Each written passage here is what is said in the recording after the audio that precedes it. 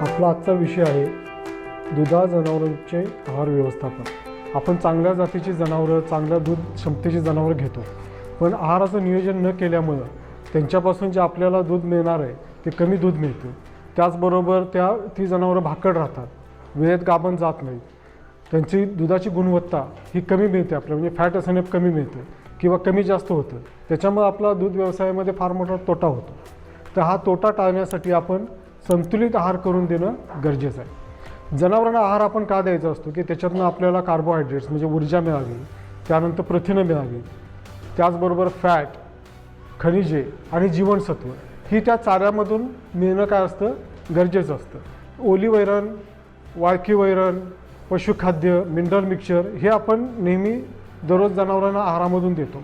त्या ओल्या वैरणीमध्ये ऊर्जेचं प्रमाण जास्त असतं। ऊर्जा जे मिळते ती ऊर्जा एकदल वैरणीपासून म्हणजे मका, ज्वारी, कडबा किंवा जे धान्य असतं, गहू, भुसा, त्याच्यामधनं आपल्याला काय मिळतात, कार्बोहायड्रेट्स मिळतात।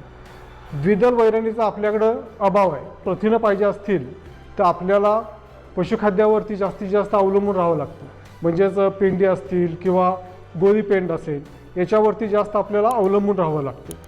त्याचबरोबर खनिज मिश्रणं आपल्याला किंवा मिनरल्स आपल्याला मातीतून किंवा चाऱ्यातून मिळत नाही, त्यासाठी आपल्याला मिनरल्स देणं काय आहे गरजेचं आहे। जनावरांनी चोथा किती खाल्ला याला जास्त महत्त्व आहे, म्हणजे ड्राय मॅटर।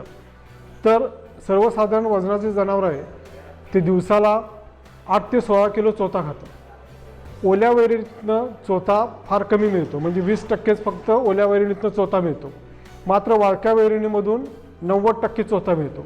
आणि ही जी पोषक तत्व आहेत, ऊर्जा असेल, प्रथिनं असतील, फॅट असेल, जीवनसत्व असतील किंवा मिनरल्स असतील, ही चोथ्यामध्ये जास्त असतात, चोथ्यामधून मिळतात।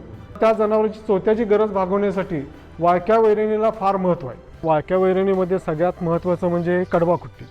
या कडबामुळं काय होतं की जनावरांचं पचन व्यवस्थित होतं, पोटामधली आम्लता वाढत नाही आणि याचा परिणाम म्हणजे दूध वाढतंच, त्याचबरोबर दुधाची गुणवत्तासुद्धा काय राहते, चांगली राहते।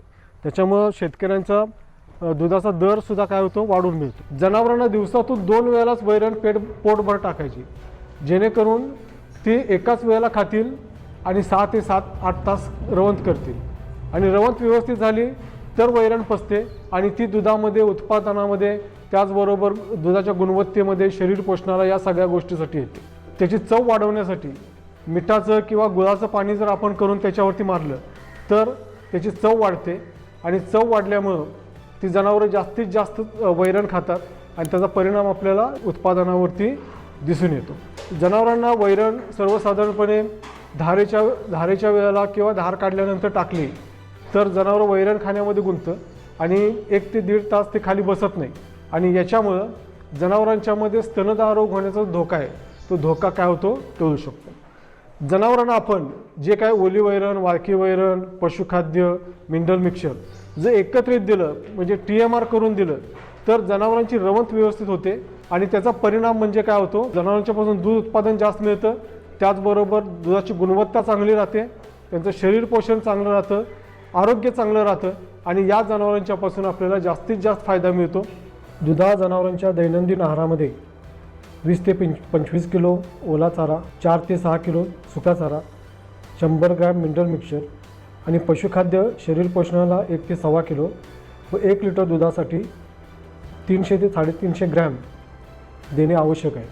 तसेच 24 तास पिण्याचं पाणी गोठ्यामध्ये उपलब्ध असणे आवश्यक आहे। तर याच्यामध्ये पाण्याचं प्रमाण कमी होतं आणि चोथा जास्त मिळतो आणि चोथा जास्त मिळाल्यामुळं जनावरांची चोथ्याची जी दिवसाची गरज आहे ती लवकर भागण्यासाठी काय होते, मदत होते। जर आपल्या जनावरांच्यापासून जास्तीत जास्त फायदा मिळवायचा असेल तर आहाराचे योग्य व्यवस्थापन करणे फारच आवश्यक आहे।